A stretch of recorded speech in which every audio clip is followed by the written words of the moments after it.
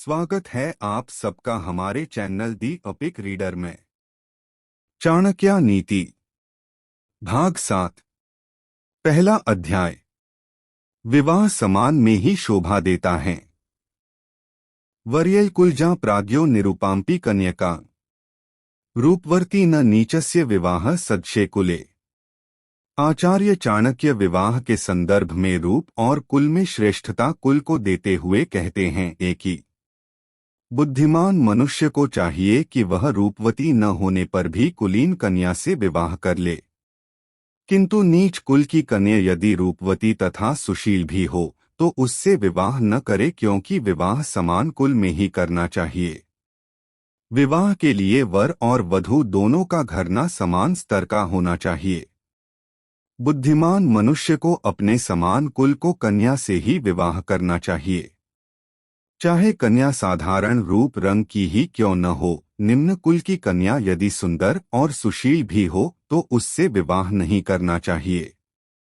गरुड़ पुराण में भी यह श्लोक किंचित पाठ भेद से मिलता है।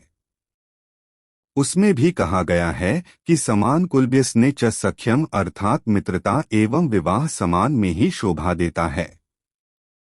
विजातीय अथवा असमान बेमेल विवाह में अनेक कष्ट आते हैं, अनेक समस्याएं पैदा हो जाती है। यद्यपि मनुस्मृति में प्रतिकूल विवाह का भी विधान है, लेकिन देखने में यही आता है कि असमान विवाह अनेक कारणों से असफल ही हो जाते हैं या उनका परिणाम सुखद नहीं रह पाता। इसलिए जीवन के संदर्भ में विवाह जैसे महत्वपूर्ण प्रश्न को भावुकता का शिकार बनने से रोकना ही नीतिसंगत है। देख परख कर भरोसा करें। नखीना च नदीना च भगीना शखरपाणिना विश्वासो नैव कर्तव्यः श्रीषु राजकुलेखु चा। आचार्य चाणक्य यहाँ विश्वसनीयता के लक्षणों की चर्चा करते हुए कहते हैं कि लंबे नाखून वाले हिंसक पशुओं, नदियों, बड़े बड़े सिंह वाले पशुओं, शस्त्रधारी स्त्रियों और राज परिवारों का कभी विश्वास नहीं करना चाहिए, क्योंकि ये कब घात कर दें, चोट पहुंचा दें, कोई भरोसा नहीं। जैसे लंबे नाखून वाले सिंह, भालू अथवा बाघ आदि पर भी भरोसा नहीं किया जा सकता, क्योंकि उनके संबंध में आप इस बात के लिए आश्वस्त नहीं हो सकते हैं। इसलिए उन पर विश्वास करने वाला व्यक्ति सदा धोखा खाते हैं। ऐसे ही यदि आप कोई नदी पार करना चाहते हैं तो आपको किसी व्यक्ति के ये कहने पर भरोसा नहीं करना चाहिए कि नदी का प्रवाह अथवा गहराई कितनी है, क्योंकि नदी के प्रवाह और उसकी गहराई के संबंध में कोई निश्चित धारणा कभी नहीं बताई जा सकती।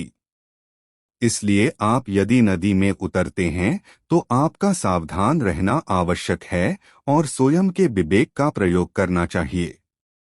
इसी प्रकार आचार्य चाणक्य का कहना है कि सिंह वाले पशुओं तथा शस्त्रधारी व्यक्ति का भी विश्वास नहीं किया जा सकता, क्योंकि न जाने वे कब स्वार्थवश आपका अहित कर बैठें या अपने जुनून में आक्रमण कर दें।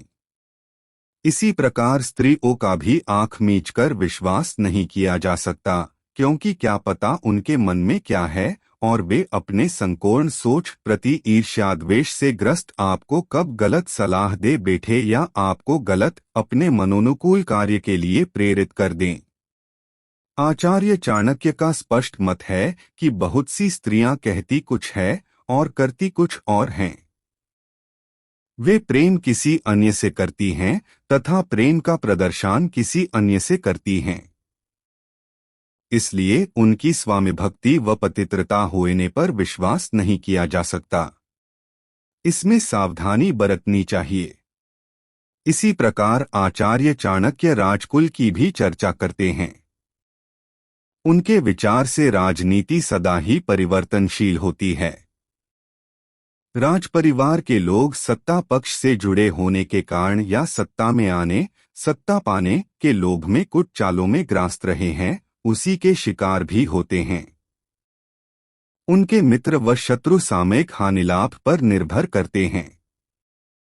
इस पक्ष से ऐतिहासिक पृष्ठभूमि में देखें तो यह तथ्य स्पष्ट है कि राज्य प्राप्ति के लिए पुत्र पिता की हत्या करवा देता है, उसे कारागार में डलवा देता है। कंस ने लोभ में पिता उग्रसेन को कारागार में डाल दिया था और अपने प्राणों को सुरक्षित रखने के भाव से बहन देवकी को पति वासुदेव सहित जेल में डाल दिया था। कृष्ण का जन्म कंस की कारावास में ही हुआ था। अतः चाणक्य के अनुसार इन 6 संबंधों शक्तियों पर अंधविश्वास नहीं करना चाहिए, क्योंकि इनकी चित्तवृत्तियां क्षण प्रतिक्षण बदलती रहती है। यही नीति कहती है। अगले भाग को सुनने के लिए हमारे चैनल दी ऑपिक रीडर को सब्सक्राइब करें और बेल आइकन को दबाएं ताकि हमारे वीडियो की नोटिफिकेशन आप सभी को मिलती रहे। वीडियो को लाइक करें, अपने दोस्तों के साथ शेयर करें और कमेंट करना ना भूलें। Thank you.